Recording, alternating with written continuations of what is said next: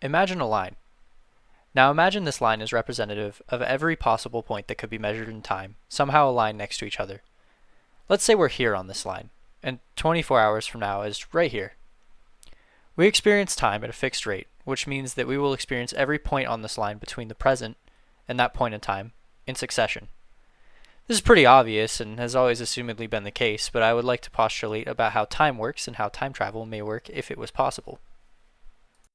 If we imagine the line to represent every moment next to each other, then what would happen if we went backward? If we placed our consciousness inside of ourselves at a moment, say 24 hours in the past, no matter how you acted from that point in the past to right now, the line could not possibly stay on the same course. Even if your actions were completely identical, the mere fact that you already experienced those actions and possess previously unknown knowledge presents an inconsistency within the linearity of our line model. In simpler terms, the point in time at which you traveled back to cannot exist because as soon as you get there, it's not the same. This means that even if we went backward, a new continuity of time would be created.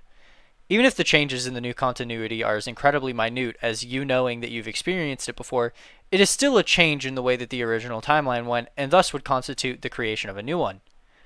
What would that look like on our model though?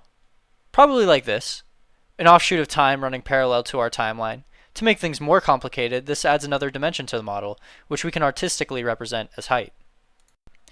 Now, that's cool and all, but it isn't really relevant because we haven't found how to, time travel yet. So I guess we would just have to consider a being outside of time. By outside of time, I mean a being which can pick any point on any line to travel to, but still experience the flow of time. If such a being existed and it went back to different places an infinite amount of time, our line would start to look a little more like a plane. But let's take it a step further and say that this being has the ability to pick a point, go there, but not experience the flow of time.